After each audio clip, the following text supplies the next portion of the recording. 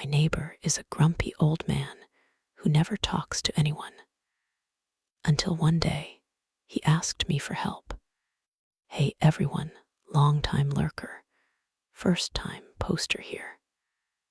I never thought I'd have something worth sharing, but this situation has been eating at me for days, and I feel like I need to tell someone. I live in Manchester and have been in the same apartment complex for about 3 years now. It's a quiet place, nothing fancy, but comfortable.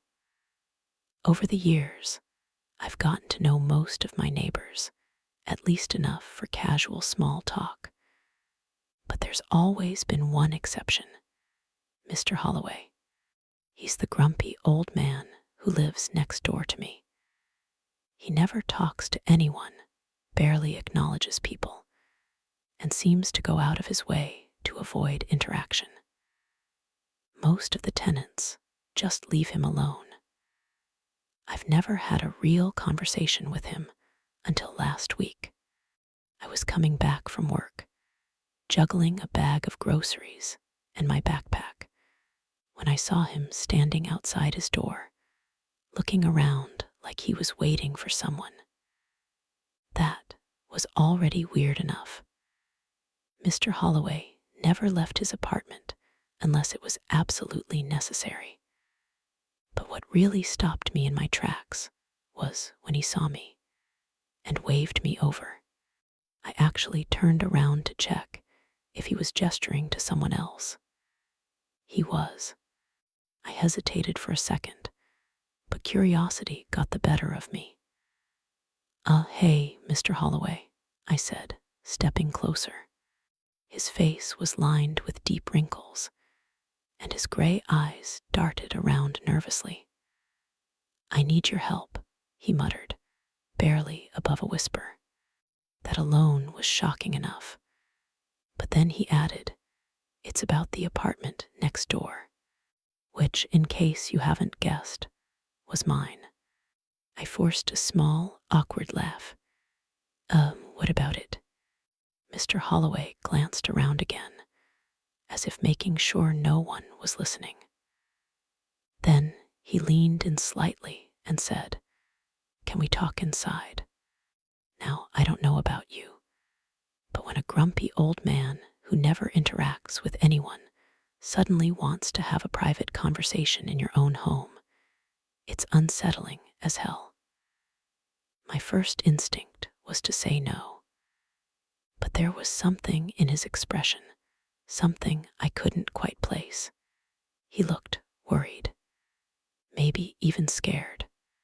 Against my better judgment, I nodded. Yeah, sure, come in. I unlocked the door and let him step inside first, watching as he took in my apartment like he was looking for something specific. He barely reacted to the mess, an empty pizza box on the coffee table, my work laptop left open on the couch. Instead, he went straight to my window and pulled back the curtain slightly, peering outside. I set my groceries down on the counter, trying to ignore how weird this was. Okay, seriously, what's going on? He let the curtain drop and turned to face me. How long have you lived here? 3 years, I answered, crossing my arms. Why? His jaw tightened. And in those 3 years, have you ever noticed anything strange? I frowned. What do you mean by strange? He exhaled sharply, like he was frustrated I wasn't immediately on the same page. Sounds. At night. Things moving on their own. Shadows where they shouldn't be. I felt a nervous laugh bubbling up in my throat, but I swallowed it down. Because the truth was yes. I had noticed things. Little things. Nothing huge. Random creaks and knocks, like someone was moving around in the walls. The occasional flicker of lights, even when the power was fine. And once, I could have sworn I heard someone whisper my name while I was in the shower, but I'd always chalked it up to my imagination. Now, standing in my living room with my reclusive neighbor looking at me like he was about to drop some life-altering revelation, I suddenly wasn't so sure. "Why are you asking me this?" I finally said. Mr. Holloway's eyes darkened. "Because," he said, his voice low, "you're not the first person to live in this apartment. And the last tenant, she disappeared, without a trace." His words hit me like a slap. I stared at him, waiting for some kind of clarification, maybe a chuckle, a smirk, something to indicate he was just messing with me. But Mr. Holloway wasn't the joking type. His face was grave, his eyes locked onto mine like he was measuring my reaction. I swallowed hard. "What do you mean, disappeared?" "Exactly that," he said.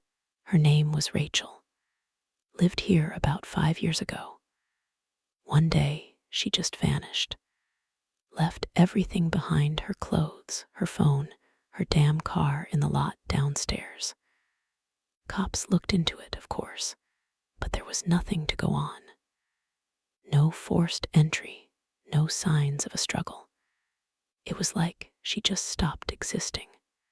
A cold sensation crawled up my spine. And you think something happened to her here?" Mr. Holloway exhaled slowly, glancing around the apartment again.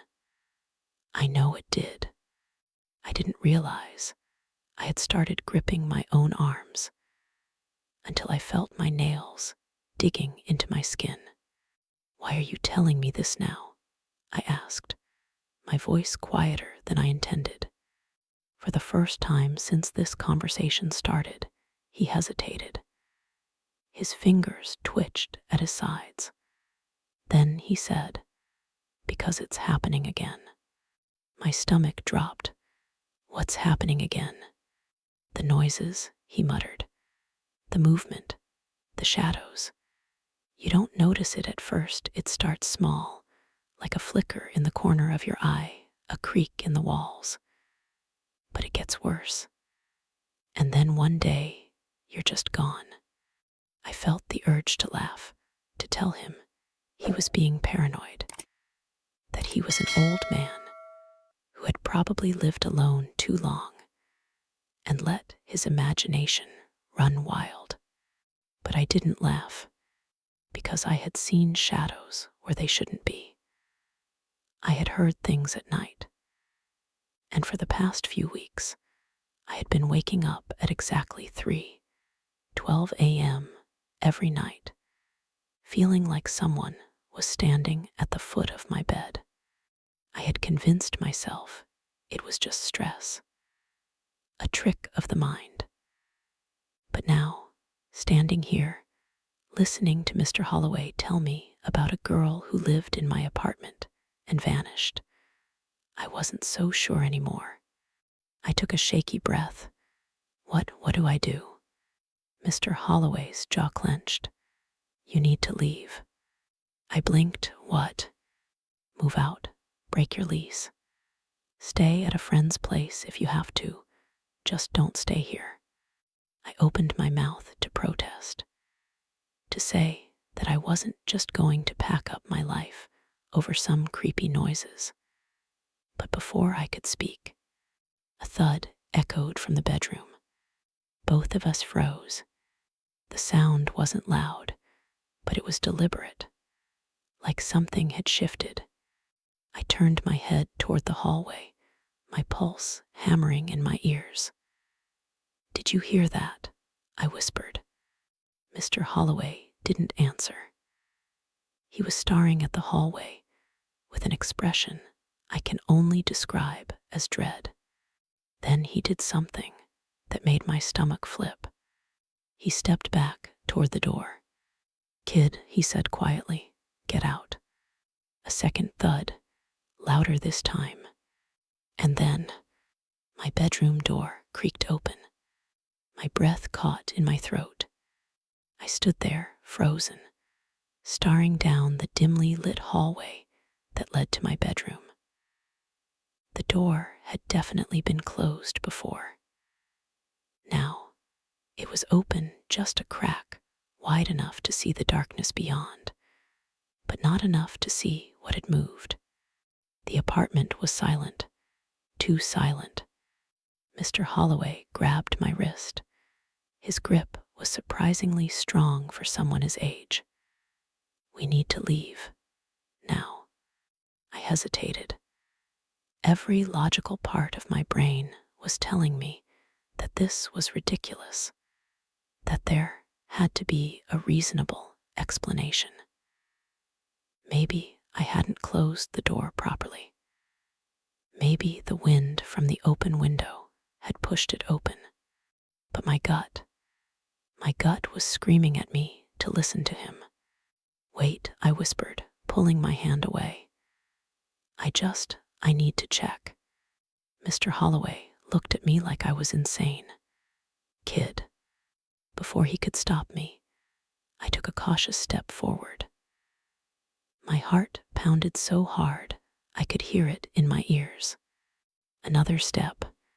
The hallway felt wrong, like the air was thicker, pressing against my skin. I reached out and placed my palm against the bedroom door. It was cold, much colder than it should have been.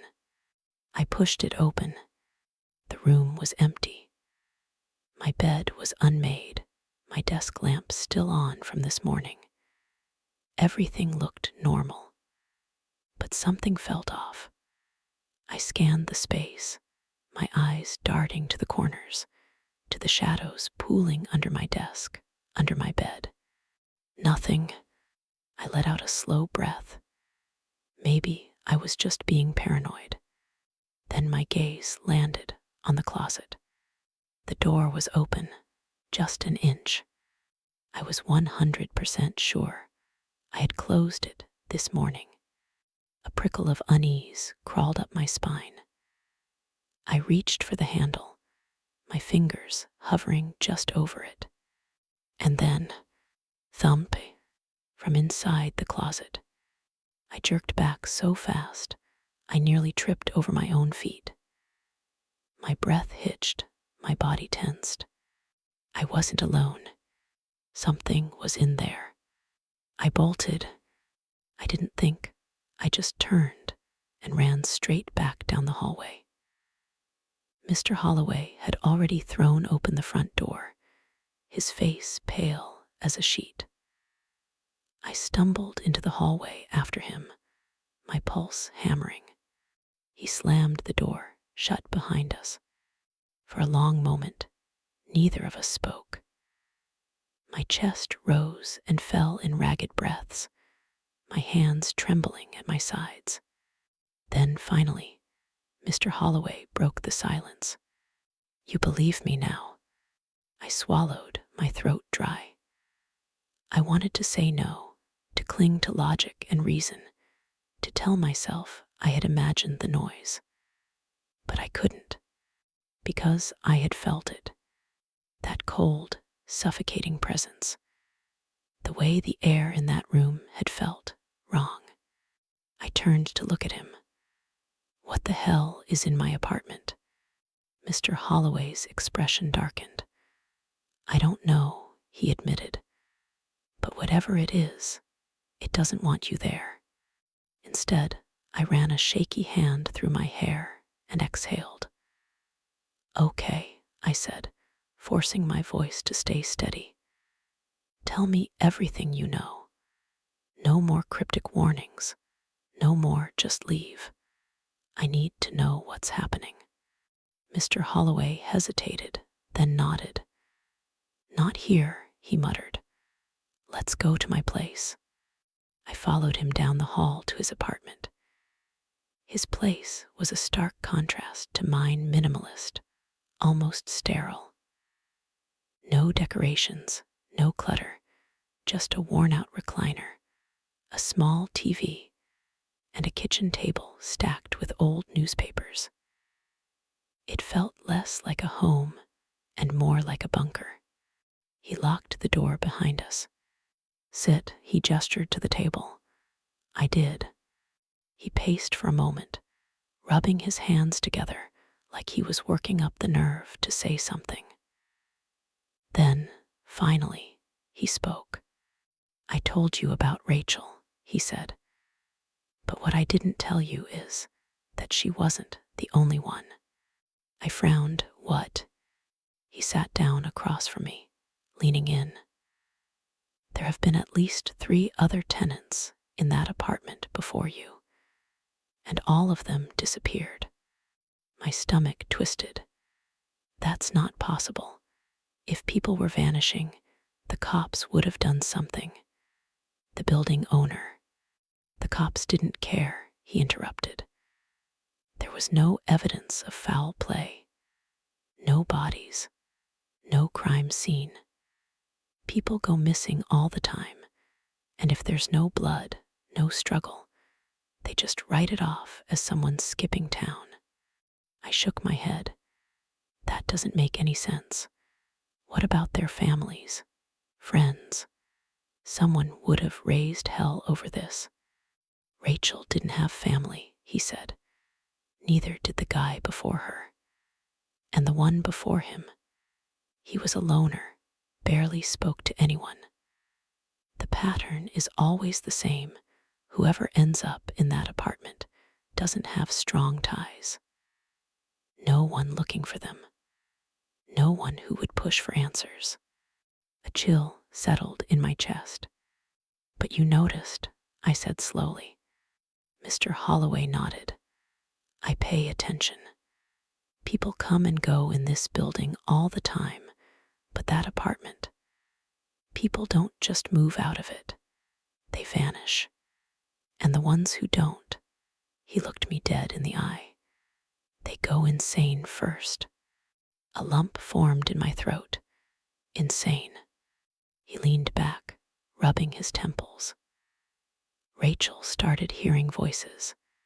She thought someone was inside her apartment, even when the doors were locked. The guy before her. He kept saying he saw things moving in the mirrors, shadows that weren't his own. I swallowed hard. And you, I asked, what have you seen? For the first time since I met him, Mr. Holloway looked genuinely afraid. His eyes flickered toward his own bedroom door before he answered. I don't look anymore, he murmured. A heavy silence settled between us. I sat back, my mind spinning. This was insane. It sounded like some urban legend, some ghost story people tell to freak each other out. But the fear in Mr. Holloway's voice was real. The way he had reacted in my apartment was real. And then there was the closet. I shuddered. I could still hear that quiet thump in my head, the way the air had felt thick and unnatural. Tell me what to do, I said finally. If I just leave, is that enough? Mr. Holloway was quiet for a long moment. Then he sighed. I don't know, he admitted. Maybe, maybe not. Whatever in there. It doesn't like when people notice it. I stiffened. You think it knows that I... Knock, knock, knock. We both froze. The sound came from my apartment door. A slow, deliberate knock. 3 times. Rhythmic, calculated. Mr. Holloway's face turned white. He shook his head, eyes wide. Don't answer it, he whispered. I wasn't planning to. But then, my phone vibrated in my pocket. I nearly jumped out of my skin. I fumbled for it with trembling fingers and looked at the screen. Unknown number and a single text message. Why did you leave? I stared at the screen, my blood running cold. My fingers tightened around the phone as if I could squeeze the message out of existence. "What does it say?" Mr. Holloway asked. His voice was tight, urgent. I swallowed hard. "It says, 'Why did you leave?'" His expression darkened. "It knows." I shook my head. "No, it's probably just some scammer or a wrong number, or—" The phone buzzed again. Another message. "Come back." My breath hitched. Before I could react, another knock came from my apartment door. 3 slow, deliberate knocks, exactly like before. I turned to Mr. Holloway, expecting him to tell me what to do. But his face was twisted with something I hadn't seen before, pure, unfiltered fear. "Don't answer it," he whispered again. "And don't go back in there." I gripped the phone tighter. "How do you know all this?" I demanded, my voice barely steady. "You said you don't look anymore, but you know more than you're telling me." Mr. Holloway was silent. Then, after a long pause, he exhaled shakily. "Because it tried to take me too." A chill ran down my spine. "What?" I whispered. His eyes darted toward the door, like he was afraid it could hear him. Then he lowered his voice. "It was years ago," he said. "Back when I first moved into this building. I didn't live next door to you back then. I lived in that apartment." My stomach dropped. No, that wasn't possible. "But I lasted 2 months," he continued. "At first, it was small things. Objects moving, doors opening on their own. Then I started seeing it. A shadow where there shouldn't be one. A shape in the mirrors that wasn't mine. And always the knocking." My pulse pounded in my ears. "One night, I woke up to find my closet door open," he said. "I remember closing it before I went to bed. I got up to shut it, but something was inside. I felt sick." He clenched his jaw. "I didn't see it clearly, just a shape, but I felt it watching me. I ran, and I never went back." "But if you left," I said slowly, "then why are you still here? Why stay in this building at all?" His expression twisted. "Because it doesn't let you leave completely." I stared at him. "What does that mean?" Mr. Holloway hesitated. His fingers twitched. Then he looked down at the table. "I still hear it," he admitted. "Even after all these years. The knocking, the whispers. Sometimes I wake up in the middle of the night and find my door unlocked, even though I know I locked it before bed. It's like it doesn't want me gone. It wants me close." A horrible realization settled over me. And now it wants me. Mr. Holloway didn't answer. He didn't need to. I felt my phone vibrate again. Another message. I forced myself to look. "You forgot something." My hands were shaking. I didn't reply. I didn't move. And then the power went out. Darkness swallowed the room. The overhead light flicked off. The weak glow from the kitchen appliances disappeared. Even the streetlights outside seemed dimmer, their glow barely seeping through the curtains. I sucked in a sharp breath. My phone screen was the only source of light now, casting an eerie bluish hue over the table. Across from me, Mr. Holloway sat rigid, his fingers curled into fists on the wooden surface. His breathing had changed, shallow, controlled. This wasn't just a power outage. He knew it, and now so did I. I licked my lips, my mouth dry as sandpaper. My thumbs hovered over the screen. What did I forget? I typed before I could stop myself. A mistake. The reply came instantly. Look outside. Every hair on my body stood on end. No, Mr. Holloway hissed before I could move. His hand shot out, gripping my wrist like a vice. Don't. Whatever you do, don't look outside. His eyes were wide, frantic. The most emotion I had ever seen from him. I froze. Why? I whispered. Because if you see it, it sees you back. The air in the room changed. It was subtle at first, like a shift in pressure, a barely noticeable tension. Then came the sound. A creak, not from the hallway, not from my apartment, from inside this room. Slow, deliberate, like weight settling onto the wooden floor, like someone or something had just taken a step. I didn't dare move. I barely breathed. Mr. Holloway's grip on my wrist tightened.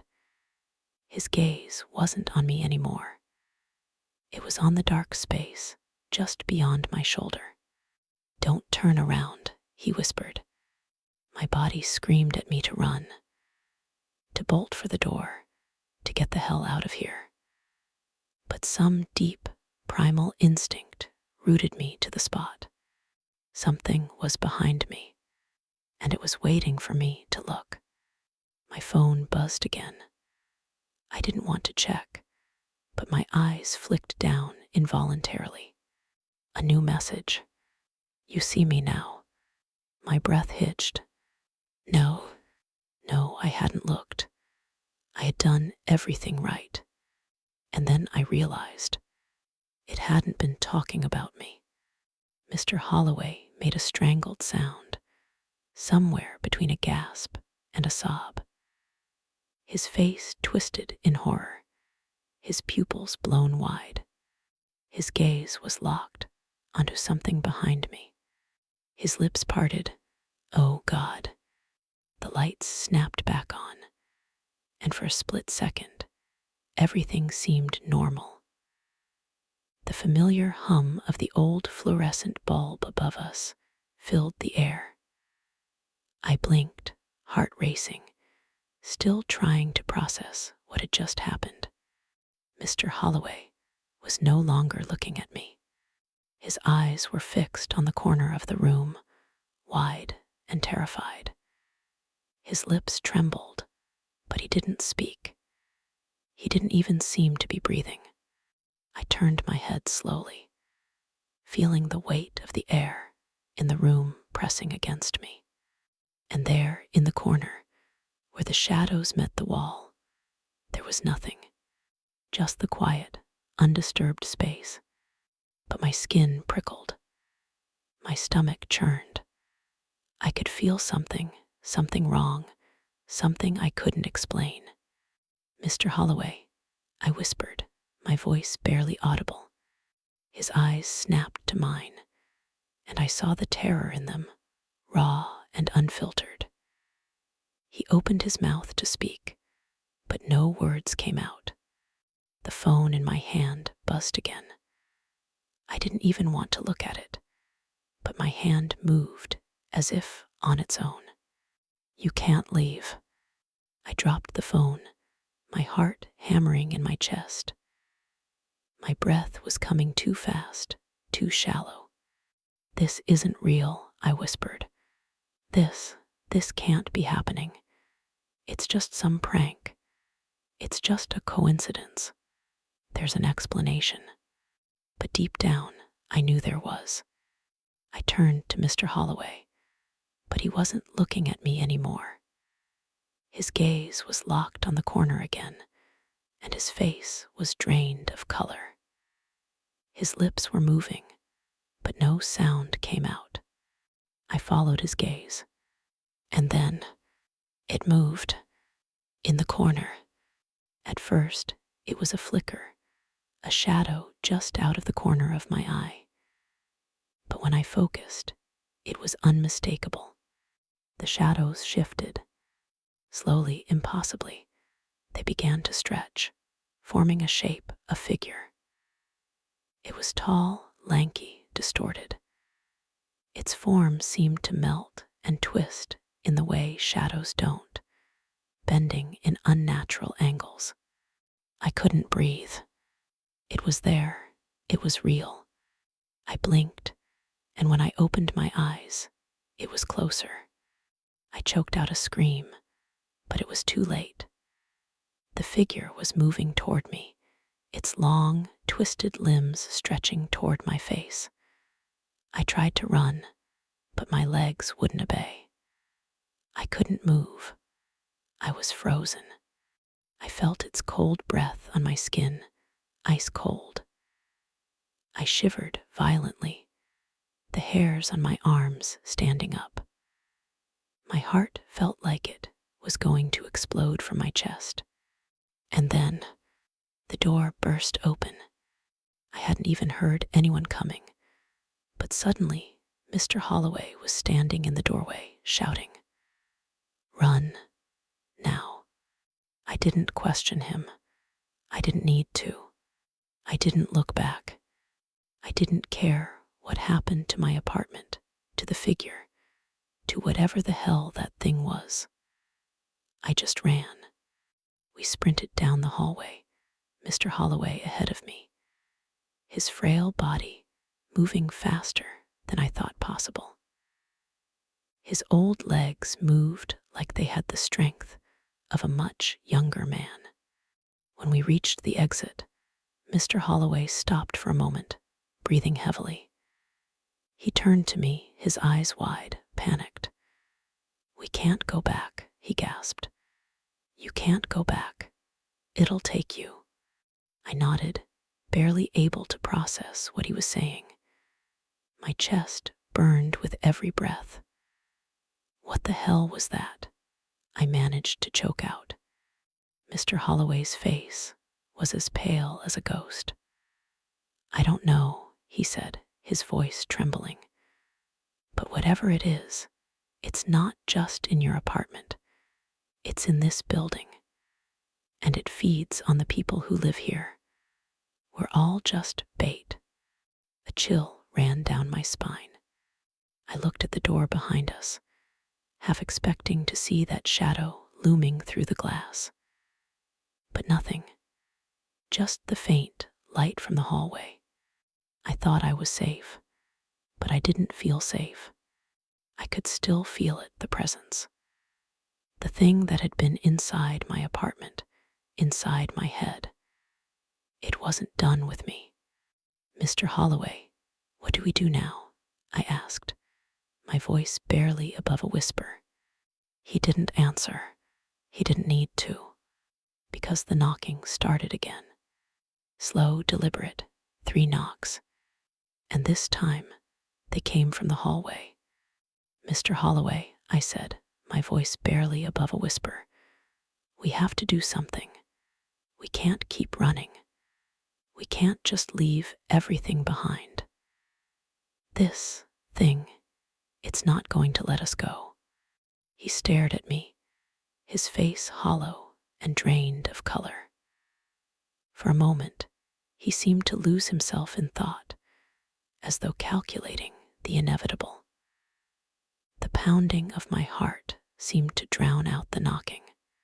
"You're right," he muttered finally, his voice cracking. "We can't run anymore." But he paused, licking his lips. "We can't face it unprepared either." I stared at him, a feeling of dread creeping back. "What do you mean?" He turned to me, his eyes filled with an intense, almost frantic urgency. "There's a way to stop it, but it won't be easy. It won't be painless, and it's a risk." My gut clenched. What kind of risk? "The kind where we might not make it out alive," he said flatly. "But I'll tell you what I know. We have to fight back." I didn't question him. I couldn't afford to. The sound of the knocking grew louder, more insistent.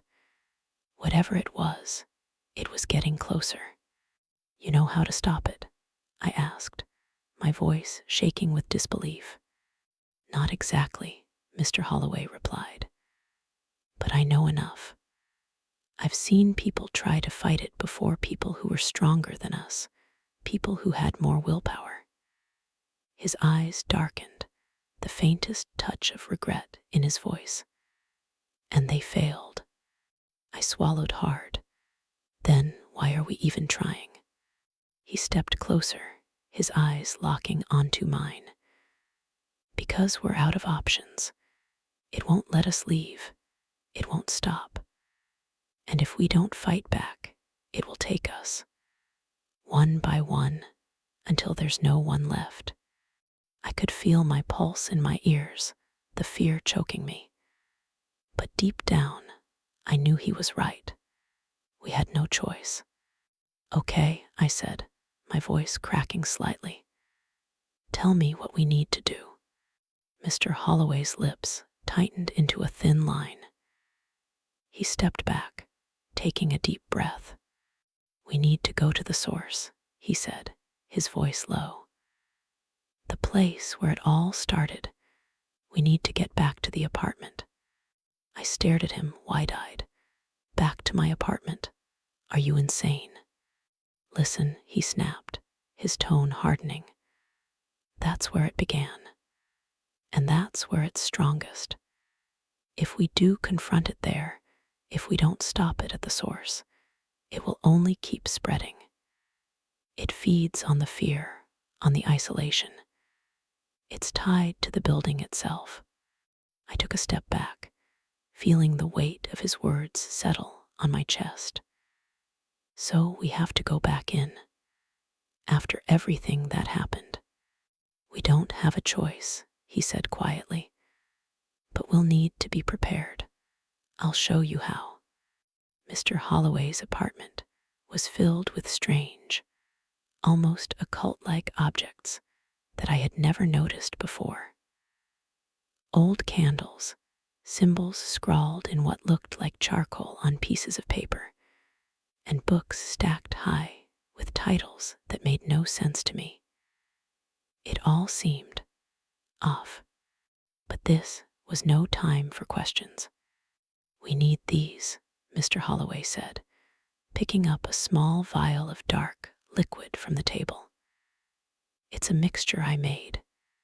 It's not foolproof, but it will protect us for a while. It's the only thing I know that can slow it down. He handed me the vial. Use it on your hands, on your face if you have to. Just keep it with you. And whatever you do, don't look at the mirrors. I nodded, though I had no idea what he meant. What about you? I asked. I'll be fine, he replied, his voice strange, distant. I've been doing this for years. I've survived longer than most. There was no time to ask further questions. He led me through the back hallways, past the once familiar rooms that now felt alien, haunted. We reached the stairwell, where the noise from earlier had stopped. I felt the weight of what we were doing settle on my shoulders as we ascended the stairs. With every step, I could feel the air grow heavier, thicker. My skin prickled, as if something was watching, waiting. We reached my apartment door, and Mr. Holloway stood in front of it, his face tight with anxiety.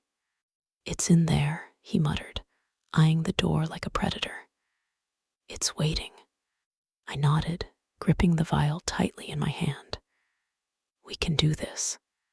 I turned the key and pushed the door open slowly. The familiar scent of my apartment hit me, dusty air, the faint smell of something metallic. But something else was there too, something sharp. The apartment was cold. The temperature dropped dramatically as we stepped inside, the air thick with an oppressive weight. I moved cautiously, my heart racing. The shadows in the corners of the room seemed darker than usual, more pronounced. The mirrors in the hallway, those damn mirrors, reflected nothing but emptiness. I reached for the vial and squeezed some of the liquid onto my palms, rubbing it into my skin. The scent was nauseating, like burnt herbs and metal, but I kept it on. I couldn't take any chances. Then we heard it, a sound low and hollow. From the back room, it was the closet, and from inside, a voice. "Come closer," it whispered. I turned to Mr. Holloway, but he was already moving too fast. His eyes were glazed over. He didn't look scared anymore. "You have to fight it, not listen to it," he warned me. "Whatever it says, whatever it promises, don't give in." But it was too late. The door to the closet swung open on its own, and there, in the darkness beyond, I saw it. The shape, the thing. It wasn't human.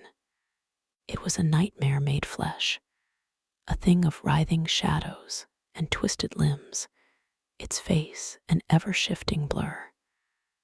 But its eyes were real, and they were looking at me. This was the moment of truth. No more running, no more hiding. We had to face it. My body moved on its own. Every instinct screamed for me to run, to turn and bolt for the door. But Mr. Holloway's voice, strained but urgent, cut through the fear. "Don't look away," he shouted, his voice shaking. "If you look away, it'll have you." I didn't understand what he meant, but I could feel the weight of the truth in his words. I didn't dare look away from that thing.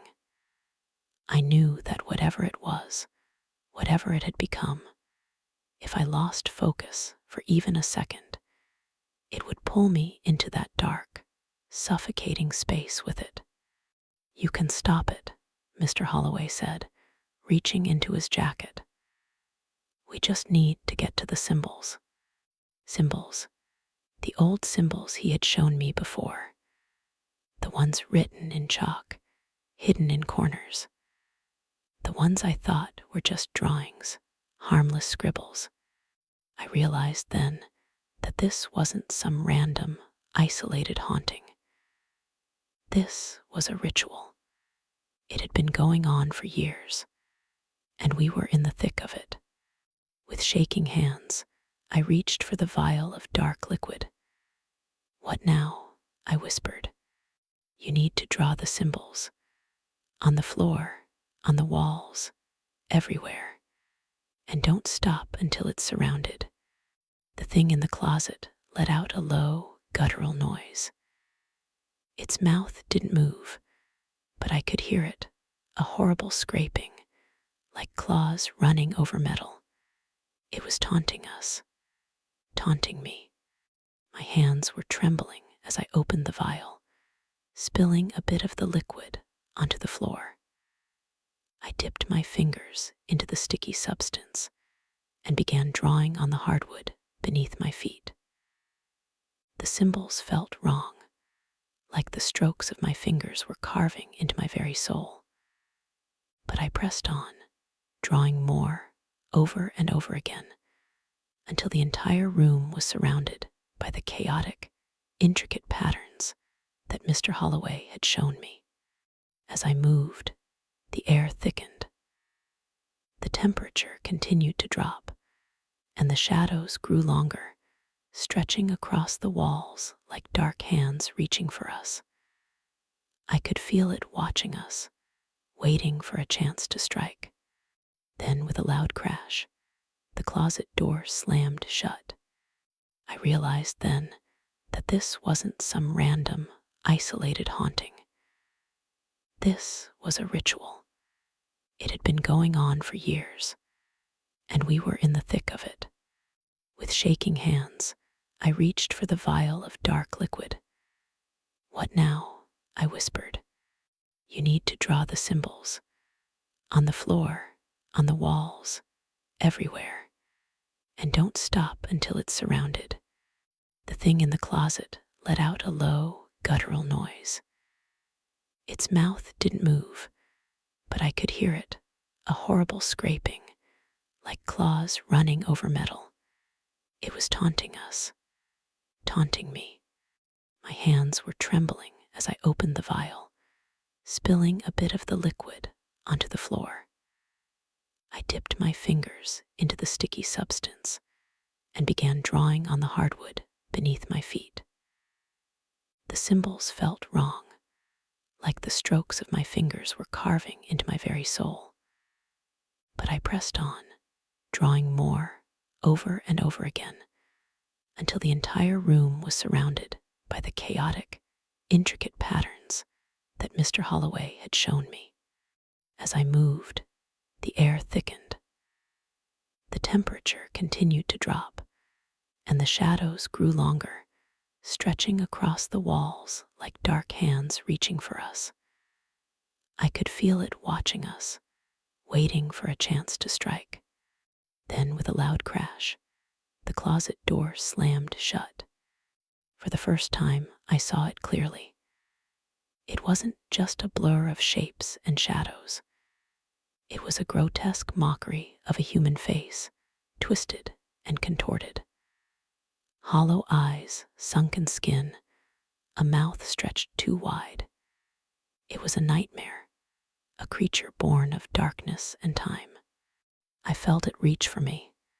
No, the symbols flared to life, glowing bright in a harsh white light. The shadows recoiled, the creature's form faltering as the light began to push it back.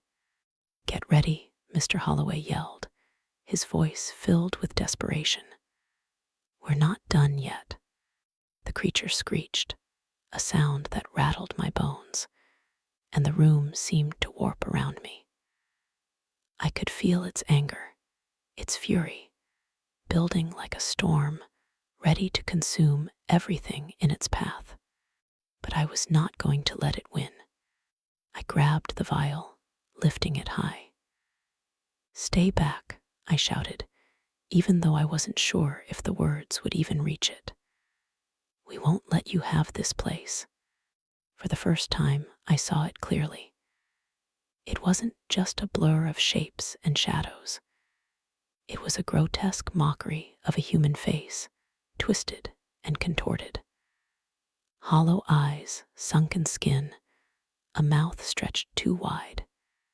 It was a nightmare, a creature born of darkness and time. I felt it reach for me. No, the symbols flared to life, glowing bright in a harsh white light. The shadows recoiled, the creature's form faltering as the light began to push it back. "Get ready," Mr. Holloway yelled, his voice filled with desperation. "We're not done yet." The creature screeched, a sound that rattled my bones, and the room seemed to warp around me. I could feel its anger, its fury, building like a storm, ready to consume everything in its path. But I was not going to let it win. I grabbed the vial, lifting it high. "Stay back," I shouted, even though I wasn't sure if the words would even reach it. "We won't let you have this place." The air outside felt different. It was still cold, but it was a relief. I didn't know if the creature was gone for good. I didn't know if we'd ever truly be free from it. But for the moment, we were alive. I turned to Mr. Holloway, my hands still trembling. "What now?" I asked, my voice barely above a whisper. He looked at me, his face tired, but there was a flicker of something else. We wait and pray that it never finds its way back, because if it does," he didn't need to finish. I understood. The fight wasn't over, not really. But for now, we had won, and that was enough.